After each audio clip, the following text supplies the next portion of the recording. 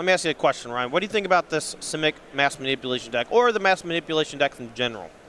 I think that they are really carving out a spot in the metagame with everybody going big on all these planeswalkers and huge effects. You just turn things right around with manipulation. They're really poor against mono red. If you can dodge that matchup, though, you're sitting pretty. Well, with mono red being one of the more prominent decks here in day 2, the #1 overall played deck with, I think, almost 30 copies. Seems like a tough order, but Collins Mullen here with a 901 start. And his only draw so far in Standard has a pretty great Standard record so far. Yeah, he has actually managed to dodge the red matchup entirely, which is really what you want to do. Nice. In this matchup here, though, we see him really accelerating his mana. This is what the deck does. So he made his first 3 land drops, Land War Elf, Paradise Druid, really off to the races. Rosum did have the turn 2 hero of Precinct 1. Here's Teferi Time Raveler, make up a little bit of ground there, bouncing the Land War Elves. Yeah, that's a pretty good draw from Rosum. That Time Raveler allows him to slow down the acceleration from Mullen's, and then creates a token to actually protect the Time Raveler as the game progresses. And this was a really aggressive attack. We saw Rosum attack his hero into Mullen's Paradise Druid. Mullen took the trade. Yeah, he took the trade, and I was actually surprised from both sides. I was surprised on the attack, and then even more surprised that Collins traded, because mana is so important in this deck. But he also recognizes that here Precinct 1 is the easiest way for things to get out of hand, and the easiest way for the Esper Superheroes deck to basically overpower something like a Mass Manipulation as the game goes on. Plenty more mana, though, was available in Mullen's hand. We see Land War Elf and Incubation Druid showing up, as well as a Memorial to Genius. Rosum will record the first life total change. He'll shock to 18 and then go back to 21 off this Basilica Bellhaunt. Hinterland Harbor discarded for Mullen. All right, now Mullins has the ability to untap with that Druid. If he so chooses, he can put 3 counters on it and start churning out a lot more mana. If he has a land to play for the turn, he can also cast a Tamio and start ticking up on that and dig for Mass Manipulation or similar effects. The hand currently looks to be Jadelight Ranger, Tamio, Collector of Tales, and Breeding Pool. So it looks like he has the mana if he wants to just cast both of his spells. Yeah, looks like that's what's going to happen here. We'll start with evolving the Incubation Druid. I want to point out it's interesting. Collins actually had the option, I believe, to discard either Breeding Pool or Hinterland Harbor, and he actually chose to discard the Hinterland Harbor, even though he has a force on the battlefield already. I think that's just basically a nod to the fact that Nissa Who Shakes the World doubles all your forest mana. All right, so he cast Jadelight Ranger here. That's going to pick up 2 lands off the Explorer. He'll play Breeding Pool tapped and pass back to Rosum. That's a very good point, though. The deck really does want to prioritize cards with that forest land type. Yeah, for sure. Every small amount of mana matters in this matchup, because every 2 mana you get an extra card stolen with that Mass Manipulation. This is an interesting juncture now for Rosum. Now, everybody knows that the Simic deck is heavy on Mass Manipulation. There's some question that if Rosum even wants to cast another Planeswalker on this turn. Yeah, but he is doing it, and he's going to minus on the Incubation Druid, though, and that actually makes the Mass Manipulation a lot worse. Yep, that's definitely true. See the Druid tucked away by the Teferi Hero of Dominaria. Will go back to Collins Mullen. Notably, the Time Raveler for Rosum is also back on 3, so whenever he wants, he gets another bounce from that one.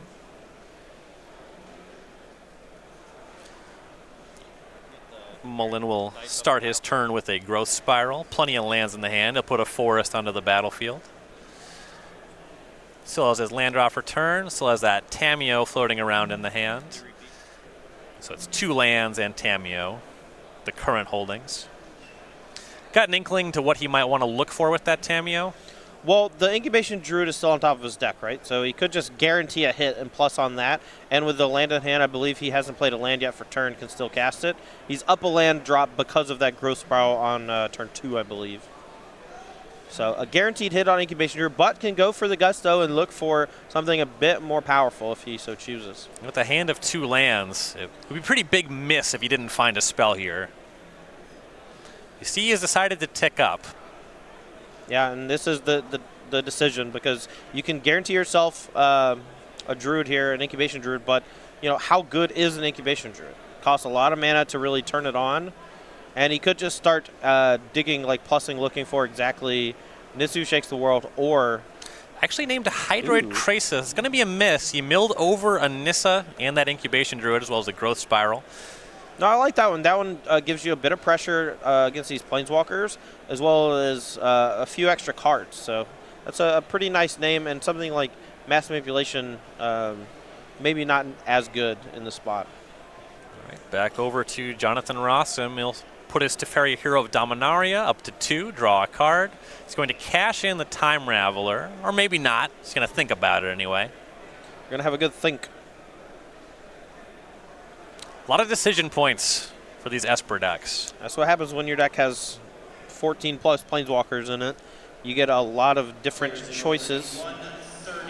Right, lands on -3, bounce the Llanowar Elves, draw a card. Godless Shrine, he'll shock down to 19. Well, I think we're about to see a Command the Dreadhorde here. That's going to take a Nissu Who Shakes the World, probably going to bring back Teferi Time Raveler from his own graveyard. This is a huge swing, and one of the reasons why these Esper Superheroes decks play 1 or 2 copies of the card in their deck.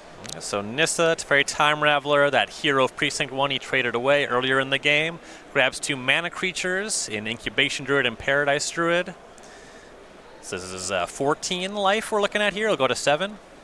Yep, and then he also gets to use the Nissu Who Shakes the World to untap one of his lands, turning it into a 3/3. And on the following turn, he's going to have access to just a boatload of mana. He also gets another bounce off the Teferi Time Raveler, which clears the way for some attackers on this Tamio. The Basilica Bellhaunt and the 3/3 land are going to be able to knock it down.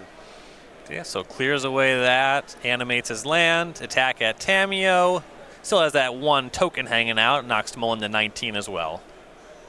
Yeah, this was just an insane turn for Rosum here. It's going to be really hard for Collins to get back in this game. He really needed to hit something like a Hydro Crisis on the previous turn, but now he's probably going to need a ramp turn this turn, and then followed by Mass Manipulation on the next turn. And that might even not be enough even then. Jadelight Ranger is where he will start. Hydroid Crisis, the first reveal on the Explorer, puts that one in the graveyard. Yeah, just not good enough anymore. Draws a forest. There's another Tamio Collector of Tales, plus that one to 6. Puts Tamio and 3 lands into the graveyard. And cast Llanowar Elves. We'll go to Jonathan Rosum. We'll get confirmation on the name from that Tamio. It's not extremely relevant, but I want to know what he's digging for. But turns out it was Mass Manipulation. We did just get confirmation on that. Yeah, you would need a big swing. That makes a lot of sense. All right, Rosum's going to put his Hero of Dominaria up to 3, Time Raveler up to 2. Probably make one of these lands into a creature.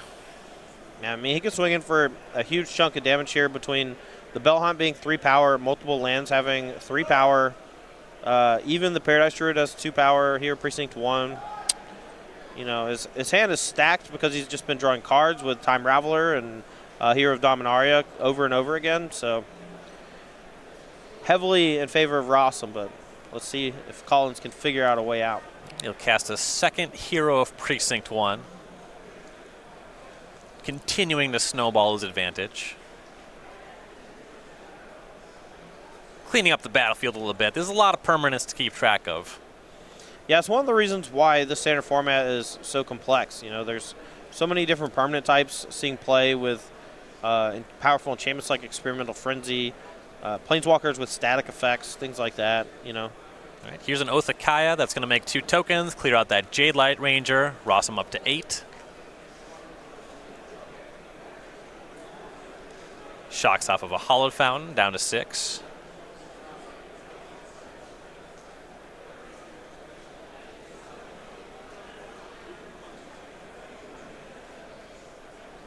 Perhaps something to clear this Llanowar Elf as the blocker. Maybe another Teferi Time Raveler in hand. Maybe.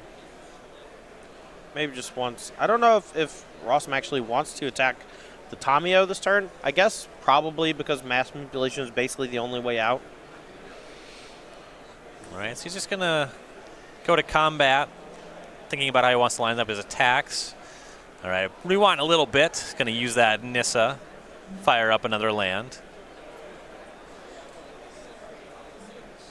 Yeah, we're going to send, it looks like, 9 at the Tamio. That way a chump block with the Elf still doesn't save it. and then 3 at face, and Elf is just going to sit back and watch as things kind of collapse here for Collins Mullen. Yeah, Tamio down, Mullen to 16, post-combat. Rosum tapping some mana. Basilica Bellhaunt up to 9, discard your card. Yeah, and with just a bunch of mana on the battlefield, let's see, Mass Manipulation right now can only be cast for X equals 2. And Rosum has quite a few more non-land permanents than that. Yeah, I mean, I don't think that a Mass Manipulation for 2 is even worthwhile. Yeah, there's just too many creatures, right? Even from 16, those heroes, they made a bunch more tokens on that turn. Yeah, Mullen just has to pick them up. John Rosum up in game 1.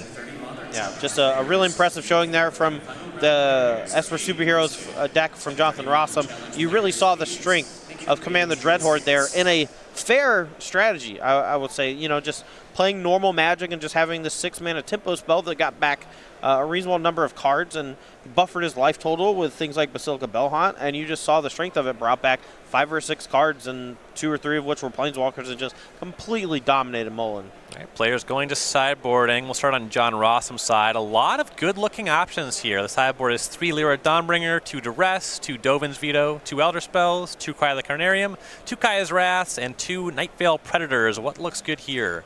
So we talked about this matchup a little bit yesterday. I like kind of transitioning away from Hero Precinct 1. While it does potentially give you some ways to pressure Planeswalkers, I like this kind of transition to a control deck where you have very few creatures in your deck and just kind of win with your Planeswalkers. I think that goes well with things like the Elder Spell.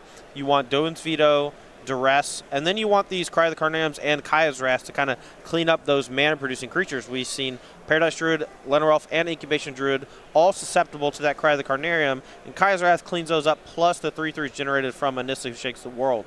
I'm curious to see how Rosum sideboards, but I would love that transition to a more purish control deck that we're used to seeing out of these Esper decks. So you see fewer unique options on Mullen's side of things. A lot more 4-ofs, what have you. His sideboard, 4 Ripjaw Raptor, 3 Thorn Lieutenant, an Entrancing Melody, 4 Thrashing Brontodon, and 3 Negates. What do you think his approach will be? I think he needs to go the opposite route. I think he needs to be a little more aggressive, utilize things like Negate, and try to have like an alternate beatdown plan so that Anissa Who Shakes the World making 3/3s is occasionally enough to get the job done. If he does go that route, I love the Negates. The Thorn Lieutenants are okay, but I could see a world where he also boards in Thrashing Brontodon just because it's a 3-power creature for 3. I don't think he has a lot of truly bad cards in his main deck. But he may want to try to get some of the mana ramp creatures out of the deck, like Incubation Druid, just because they're a bit mopey against things like Cry of the Carnarium. And if you expect that, you just have to be prepared to transition. So we're really feeling the impact of War of the Spark on the standard format. Both of these decks playing a ton of Planeswalkers, and that's because War of the Spark is a set with a lot of Planeswalkers. See a ton of powerful options there. The set is live. You can order some cards today. Go to SRCGames.com/war. Singles, boxes. Trade binders with Nicol Bolas, the God Eternal on it. Playmat with Commence the End Game. Playmat with Bolas' Evil Plan. Deliver unto Evil. Just a lot of really cool merch at go.startsthegames.com/war. You can pick that up today. I like that full art Gideon Blackblade sleeve. Oh, those are nice. Yeah, that's rad. Yeah, I like those. The Liliana Dreadhorde General deck box is cool. So that's her full-blown, covered in the tattoos that signify like her, I want to say her servitude to Nicol Bolas, like she's under his clutches. Yeah, the pact. Yeah. Deliver Unto Evil sounds like it should be the name of one of those schemes from the Archenemy product. That's true. I mean, my favorite schemes from Archenemy were the Nicol Bolas ones, so. Welcome to my evil lair. Is that a... It's approximately, okay. It's close. All right. How many words could it possibly be off? Honestly? Right. All of them, I guess, that's the ceiling. All right, players underway here. Breeding Pool versus Hallowed Fountain. No mana acceleration for Mullen on turn 2, just Forest go. Rosum once again online with a Hero Precinct 1. We do see End Step Growth Spiral. See if Mullen can put in a land. He will. Forest will go to his turn. Yeah, so this is gives me the impression that Rosum went the complete 180 of what I thought he should do. Went a little more beat down.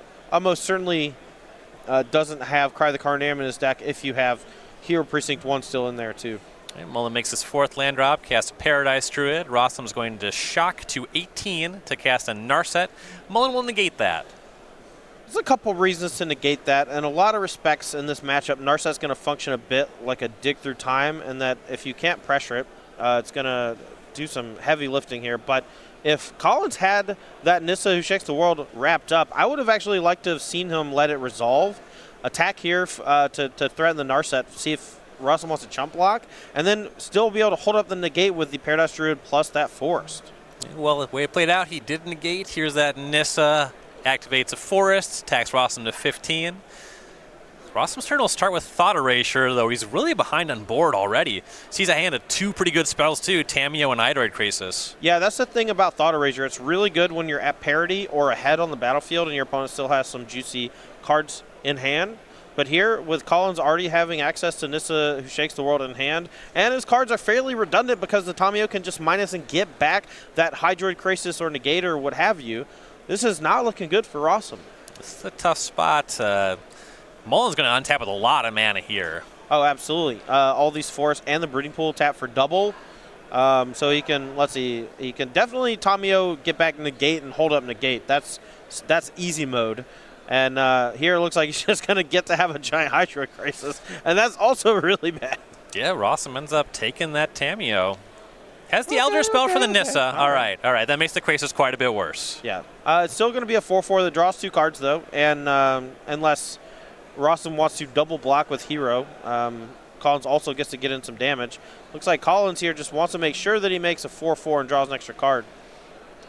So just tapping out for that Krasis. Draw 2 up to 22. I believe a backup Krasis was drawn. Yeah, that's a nice one. He might have even drawn another Nissa Who Shakes the World, so that was a good refuel. All right. Over to Jonathan Rosum. Isolated Chapels, land number 5. Here comes Teferi, Hero of Dominaria. Makes a token, plus his Teferi, draws a card. Now he's going to get to untap, and that Krasis can only hit the Teferi for 4 currently, and the tokens and the Hero of Precinct 1 have the rest kind of covered as far as protection is concerned. Ooh, mass manipulation among the holdings for Mullen. Has the mana to do that for 1 right now. I believe he is 1 blue short. Oh, yeah. Yeah, four 3 blue forests. is restrictive. That is pretty funny, yeah. That is tough to cast, even for a 2-color deck. So he's going to cast Nissa on tap of Forest. Make that a 3/3. Krasis and the 2 forests rumbling in.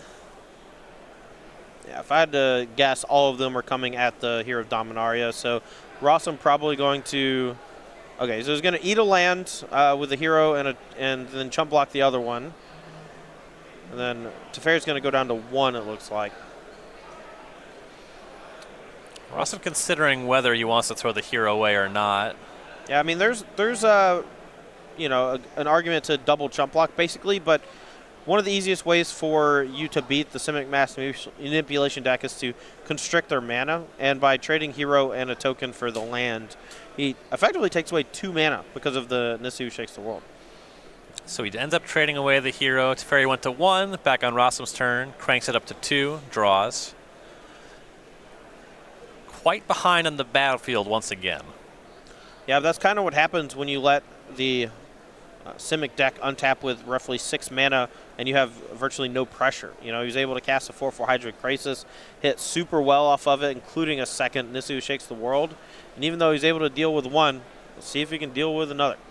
Here's a replacement Hero of Precinct 1 for Rosum. D-Spark. Take care of your Nissa, make a token. Plays Godless Shrine tap, untaps his 2 lands for Teferi. We'll go back Mullen's way. It's interesting. I believe he has an Elder Spell, too, so he's valuing that ability to give loyalty pretty highly here, and I don't blame him. I think he could potentially steal the game if he's able to stick Teferi, Hero of Dominaria, Elder Spell, and get an emblem. Yeah, that one definitely runs away with games. We've seen that combo before. Yeah, he also, with the D-Spark, got to generate an extra 1/1 off of that Hero Precinct 1 as well to play a little more defense. He's once again in a position where he can offer a trade with the land if it attacks. But he will just... He's getting attacked by Krasis in the land, and yeah, he does go ahead and trade Hero token. Teferi gets eaten by the Krasis. Yeah, and all of a sudden, Collins is down here to only 4 mana.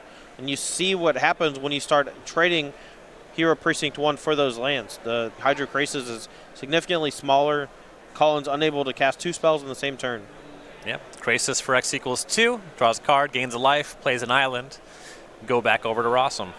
See, in here, this is where I would very much like something like Kaya's Wrath, where you take care of both of these medium-sized threats with the Krasis, as well as the mana producer with Paradise Druid. Now, he may also have the Kaya's Wrath in his deck, but I do like that alternate sideboard plan where you just don't worry about Hero Precinct 1 and you're just heavy on sweepers. But with only 2 copies of Kaya's Wrath, he may have deemed it not worthwhile to go for that full-blown route and kind of play that halfway game on both sides. Here's a Teferi Time Raveler that'll bounce the Paradise Druid. Rosum will draw. And no further action. I think he drew either another Elder Spell or Command the Dreadhorde. I know it's a black card. I think it's Command the Dreadhorde, but he's going to go down to 7 life here from these attacks, and that's, or perhaps, and that's not really a high life total for Command the Dreadhorde. Yeah, no kidding. Mullins will cast a Growth Spiral, puts in no land, attacks down that Time Raveler, and I believe 4 damage coming across as well from the big Krasis. And Paradise Druided. Recast. Back to John Rosum. And the big Krasis did hit him. He is now at 9. Yeah, I mean, he has the option to get back a few things with Command the Dreadhorde, but I don't think he has enough life to work with. In the previous game, he was at 21 when he was in the spot, and he was able to get back 5 or 6 permanents, and including like 3 Planeswalkers. But here, he can really only get back like 2 things or 3 small things, and I don't think that's enough against those really large flying Hydra Krasis. Right. Yeah, if he grabs both Teferis, that will put him to 1. You could clear the Krasises, but then the Druid just kills you. Yeah, he's going to opt here to draw a card with Teferi, looking for a spot removal spell, I guess, for the 4/4 Krasis. Doesn't find it. Finds a Duress. Casts that. Sees 2 Mass Manipulations and a Tameo, picks up his cards. Yeah, and that was more of a fishing for information duress than a let's continue playing the game duress. Occasionally you want to see if there's a sideboard card in your opponent's hand that you may have missed or perhaps haven't seen yet. Right, so these players will be going to Game 3. Looks like Rosum might be reevaluating the sideboard. Yeah, those Elder Spells looked like okay-ish, I guess. I think he just needs to figure out whether or not he wants to go that control plan because, I mean, so far we've seen a bit of success from the Esper Superheroes deck against mass manipulation just by constricting them on mana, and you can do that quite easily by killing their creatures, and Cry of the Carnarium and Kai's Wrath both do that well. Previously, we saw Night Veil Predator come in this matchup. You can't mass manipulate it, and it can pressure Planeswalkers. Do you like that one on the play? I just don't think it does enough. The 3/3 body doesn't line up that well against the 3/3s from Nisu Shakes the World, and it takes quite a while for you to actually eat away at that Nisu Shakes the World with the 3/3. And the reason why it's in the sideboard at all is because it's decent at killing the Planeswalkers that come in and tick down to 1 loyalty because it has hexproof. All right. So if you're checking us out at home now, between games would be a good time, if you're not already subscribed, to check out the Star City Games newsletter. Free to subscribe at go.starcitygames.com/newsletter. You'll get highlights from some of the best articles over at starcitygames.com. And me. And Todd. Upcoming SCG Tour dates and locations as we go into Season 2 here. Star City Games Invitational qualifiers near you. Maybe qualify for the Invitational coming up for SCG Con Winter. Find out about game nights near you. A lot of free information. Really no reason not to subscribe. Unless you have subphobia. Fear I wonder what the subscriptions. Is there like a word for that actually? I don't know. I bet it's long. Like triskaidekaphobia. Yeah, that's a nice card name. Fear of the number 13. All right, both players shuffling up here. I'm very curious to see how Rosum sideboarded. Yeah, we saw him on Hero Precinct 1 in game number 2. It looked a bit anemic. I mean, it was there. It traded a little bit for the lands, but, you know, I would have been much happier in Rosum's spot if either of those heroes were a Kai's Wrath, you know. Yeah, and trading for the lands, it made some inroads, but then eventually Mullen just used a lot of mana every turn, was able to run over. Yeah. And Rosum, when he's trying to have a combination of threats and answers, sometimes you draw a few too many threats or the wrong answers. In that game, he drew multiple heroes, a couple of planeswalkers that didn't really gain any traction. Nissa, Who Shakes the World, is just such an insanely powerful card that you have to sometimes have a dynamic strategy in order to combat it. Yeah, we saw him twice in that game cast discard spells when he was just kind of buried already on the table. Yeah. Thought Erasure after he was already under a Nissa, Duress right before his concession. Yeah. You need those early, and you need those to take away the Nissa specifically in certain spots. But It's like he did not like his opening 7. Rosum will be going to 6 on the play. Believe Mullen has locked in his 7. yeah, I'm not sure how good Mullen's 7 is, but he kept it pretty quickly. Couple lands and some stuff that produces mana. Usually all you need to start. Yeah, I saw Negate hanging out, so that could have a reasonable effect here by maybe stifling a Teferi Time Raveler on turn. Mullen's is turn 2, but Jonathan's turn 3. Negate plays pretty well with Growth Spiral if that's his acceleration. Yeah, for sure. All right, we'll see if Rosum ends up liking his 6 better. He does. He'll keep it. Alrighty. It's pretty mana heavy, but I think that's okay in this matchup. Or no, it's only 3 lands, so looks like 3-land hero, Duress, and a Teferi. Which Teferi, I'm unsure. Unclear. Scry to the top, shocks to 18 with a Godless Shrine to start with that Duress. We're going to look at Mullen's hand. Breeding Pool, Llanowar Elves, Nissa Who Shakes the World, Island, Tameo, Collector of Tales, Negate, and I believe a second Nissa. I think he would very much like to be able to take that Llanowar Elves, but unfortunately Duress is non-creature, non-land, so he's going to strip him of one of these Planeswalkers or the Negate. The problem is you can't really take the Nissa Who Shakes the World because there's 2 of them. The Negate makes sure that you can potentially resolve one of your answers to those Planeswalkers. But taking Tameo is not that bad either, I don't think. But Take ended up being the Negate. We'll go over to Collins. Drew Growth Spiral for turn. He'll shock for Breeding Pool to 18, starting that Llanowar Elf. it's pretty good because now on turn 2 you can hold up Negate and cast Growth Spiral. And Rosum shocks again on turn 2. It's Hallowed Fountain. He's at 16 and casts Hero Precinct 1. That was a heck of a draw. Collins really needs to hit some land. He's going to go Jadelight Ranger here, finds a land, and makes a 3-2 Jadelight.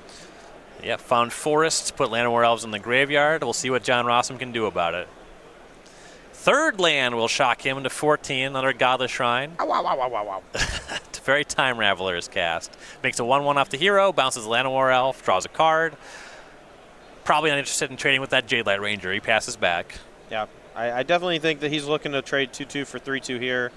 And he might just go for the chump block route, especially if his hand is just a couple more multicolored cards. Jadelight Ranger attacks the Teferi. Now, he wants to keep the Time Raveler on the battlefield because it does stifle a potential counterspell if Mullen is able to have drawn one over the last couple turns. Also lets him maybe cast Thought Erasure or Duress during draw step to have a little more information. Options here are kind of interesting for Rosum. Most aggressive trade will be Hero versus Jadelight. He gets Chump Block, or he can let the Teferi go down. And that's where he lands. Teferi gets hit by the Ranger. He chose to let the Teferi go down, I believe, because he has another Teferi Time Raveler in hand. Mullen's cast Growth Spiral, puts in that forest he explores into, casts Llanowar Elf, and Memorial to Genius as land for turn. John Rosum attacks with the token and the hero, Mullen to 15. Yeah, I believe we're just going to see a pass here. A Hero Precinct 1 and pass with Dovin's Veto on backup. That's going to let Rosum actually tempo out this draw from Mullen's potentially by knocking off that Nissa Who Shakes the World. Yeah, he knows about a bunch of Planeswalkers in hand, so that Veto is very likely to catch something this turn. Yep. Right, back to Collins Mullen. Starting with 5 mana on the turn. We know about 2 Nissas and a Tameo.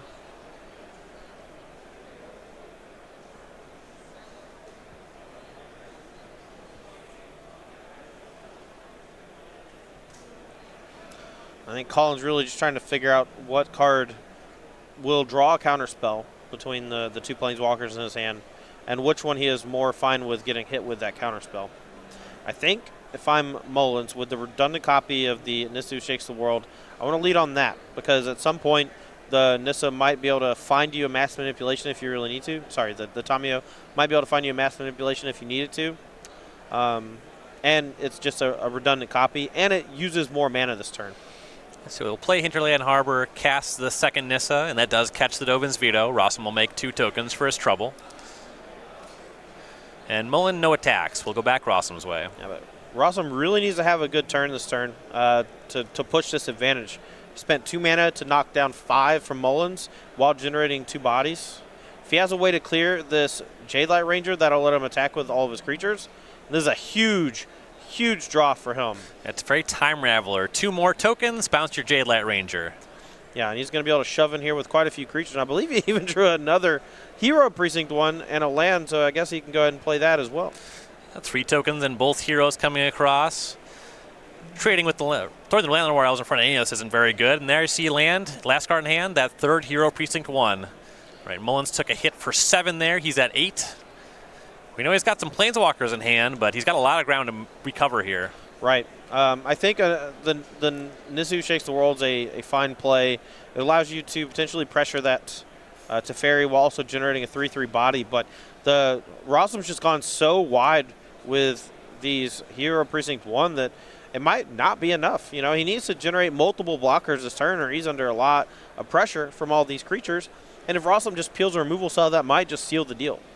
And we know that he has a Nissa and a Tamiyo in hand. It seems like something like Tamiyo is way too small of an impact on the battlefield to be a starting point here. I agree.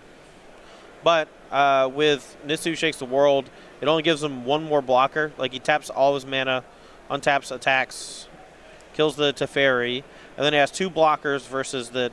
so he has to block 2 heroes, and then he still takes 7, and he's chump blocking with an elf and eating a hero. I mean, that's probably better than anything else he has access to right now, but still not great. So he has Jadelight Ranger that was just bounced. Looks like a Hydroid Krasis in hand, though. Ooh. Not too much mana to work with. Well, you can potentially go tap the Llanowar Elves and then just make slightly bigger Hydroid Krasis by untapping a forest. He lands on casting that Nissa. Put that to 6, untap one of these lands to make it a 3/3. Basic forest is the choice. All right, so you can actually go attack the Teferi here. I think I like that play. For, well... He's shocking to 6 for a breeding pool. Interesting. Maybe he's just casting Jadelight and having extra blockers. Because the Jadelight's just blocking a hero, but that might actually end up killing him. He might be rethinking that one.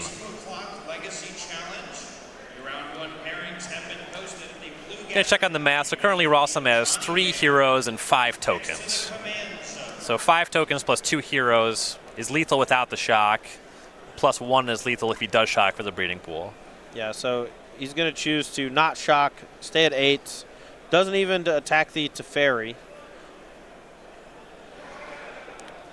Yep, so he tap breeding pool, pass. Rosum draws for turn.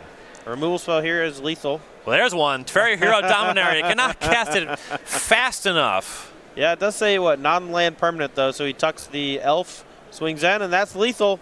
John Rosum takes the 2-1 on the back of triple Hero Precinct 1. I like that instead of actually turning the creature sideways, he gestured as if he was going to. Yeah. John Rosum, though, 10-1 here Yeah. at the Season 1 Invitational. A really well-played match from Rosum. I'll say this. As much as I talked down on the Hero Precinct 1s, they are great when you draw 2 or 3 of them, because then that starts to generate a little too much pressure for the Simic Mass Manipulation deck. Now, with that said, he did draw 3 that game, and they look fantastic. So, you know, who am I? I might be wrong. I'm always, you know, fine being wrong. And when great players like Jonathan Rosum prove me wrong, even better. Yeah, and John Rosum really making a deep run here. 1 more round of Standard with his Esper deck, and then he has 4 rounds of the Amulet Titan. Really pushing for a top 8 here. He just beat the player that was in first place in the tournament. Yeah, I mean, knocking down Collins Mullen there, catapulting himself to a 10-1 record. 1 round of standard to go, and then 4 rounds of modern. And I think he is probably more comfortable with his modern deck at this point than his standard deck. Yeah, with standard deck certainly not letting him down, but Amulet Titan, that is definitely something that Rosum's working on a lot. Oh, for sure. I don't know who all he works with specifically, but I do know that he has played quite a bit with this Amulet Titan deck over the last 6 months, and putting in the work and learning a new archetype when he's most familiar with things like Jeskai Control really shows a lot about his character, his willingness to be humble in the face of being wrong about a specific archetype, and being able to be a competent enough pilot to shift between archetypes in a format as dynamic and diverse as modern. Really shows his character as well as his play skill. Yeah, definitely both of those things. When you talk about the range of decks he's jumped from, Jeskai Control, Humans, Amulet Titan, is there even a card in common with those decks? No. Yeah, it's just a huge range there. There's not. Now in Standard, he pretty much just shows up with Teferi Hero of Dominaria every weekend, but he wins with it. So that's going well for him here. I mean, if it ain't broke, don't fix it, And I mean, right now there's it's not really the traditional Esper deck that we're used to seeing over the last 8 or 9 months with, Teferi Hero of Dominaria being like the top end of this, control shell that features a bunch of counter spells. Instead, we have more of a mid-range strategy where you're kind of tapping out every turn. And of course, that's mostly due to Teferi Time Raveler kind of shutting down that counter spells, throughout all of the format. Negate got a lot worse with Time Raveler seeing a lot more play. Absorb basically became unplayable in the main deck because if you're on the draw,